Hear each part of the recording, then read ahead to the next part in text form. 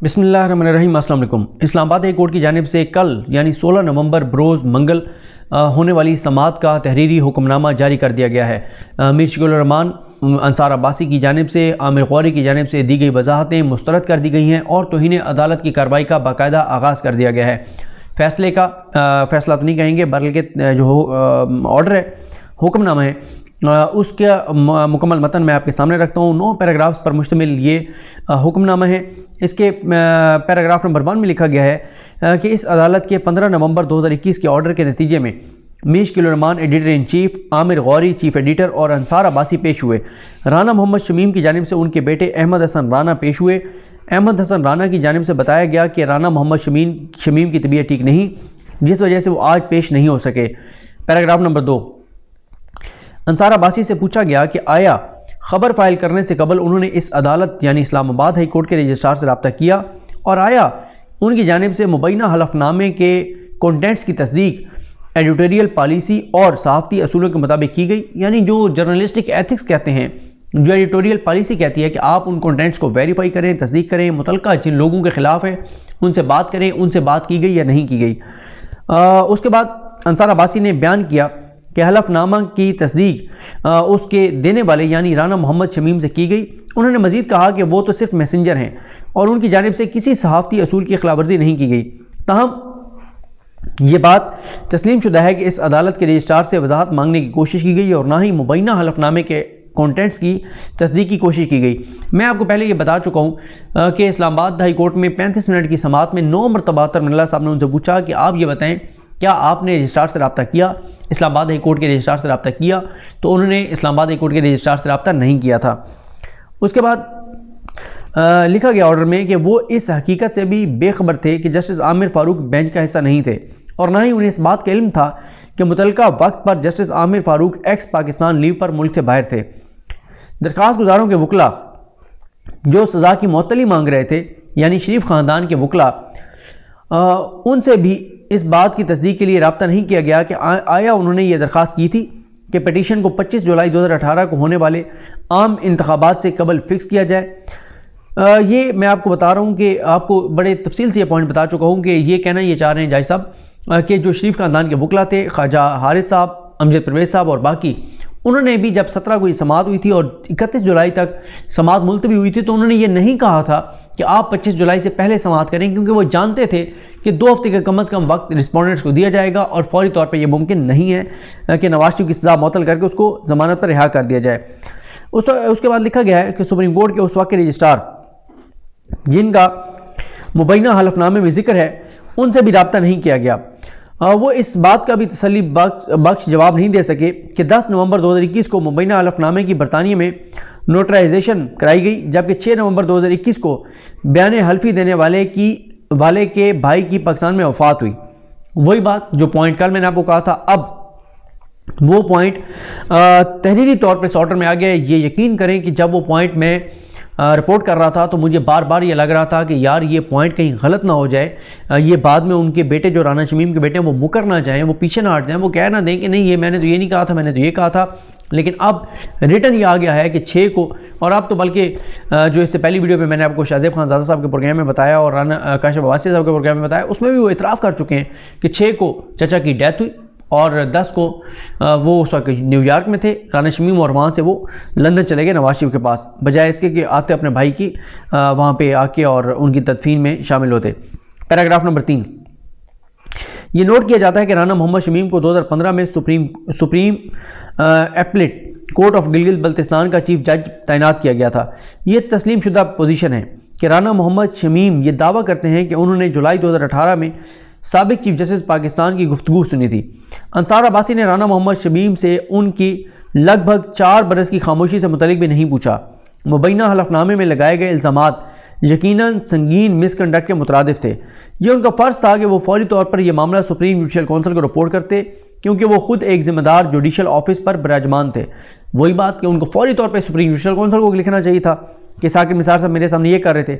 मुबैना हलफनामे को एक मारूफ अखबार को रिलीज़ करने की टाइमिंग की भी कोई वजाहत नहीं की गई, क्योंकि ये मामला ज़ेर इल्तबा कार्रवाई से मुतल्लिक है और अपीलें 17 नवंबर 2021 को समाअत के लिए मुकर्रर थी।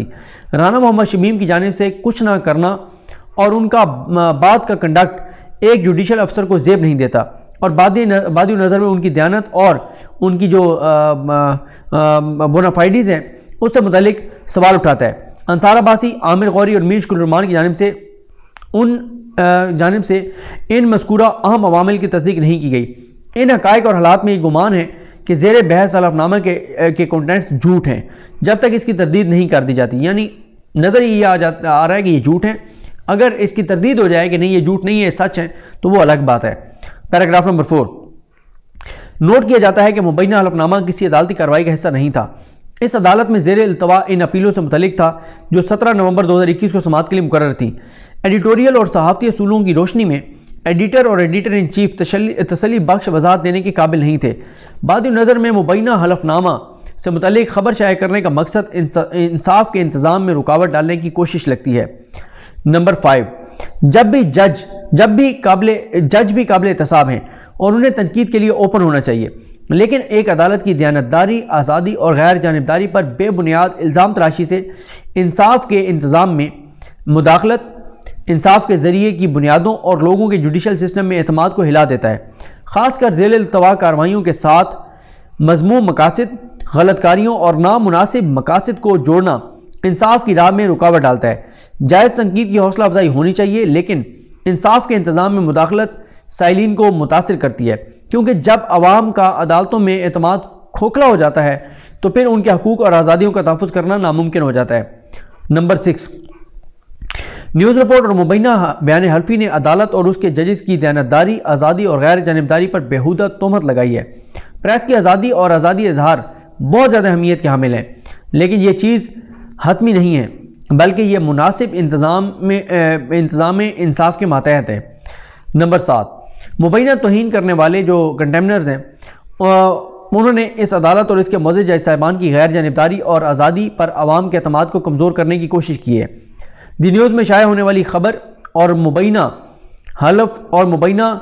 بیان حلفی کے اجزاء بعد نظر میں ایک زیر التوا معاملے میں عدالت کی کارروائی اور اس کی جو ایک کمٹمنٹ عزم ہے اس کو متاثر کرنے کی طرف مائل کرتے ہیں۔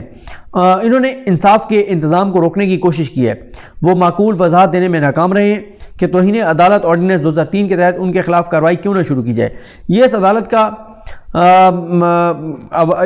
اس عدالت کو جواب دہ کرنے کا ایک موقع ہے۔ اب جو مبینہ توہین عدالت کرنے والوں پر ہے کہ وہ اس چیز کا اطمینان کرائیں کہ مبینہ الزامات اس عدالت اور اس کے معزز جج صاحبان کی حد تک بے بنیاد نہیں ہیں اور اس طرح اپنی نیت کو ثابت کریں۔ نمبر 8، اس پیٹیشن میں اٹھائے گئے سوالات کی اہمیت کو مد نظر رکھتے ہوئے معاونت کے لیے عدالتی معاونین کا تقرر کرنا مناسب ہوگا۔ پاکستان بار کونسل کے vice chairman, Pakistan federal union of journalist کے صدر فیصل صدیقی ایڈوکیٹ اور ریما عمر کو عدالتی معاونین مقرر کیا جاتا ہے۔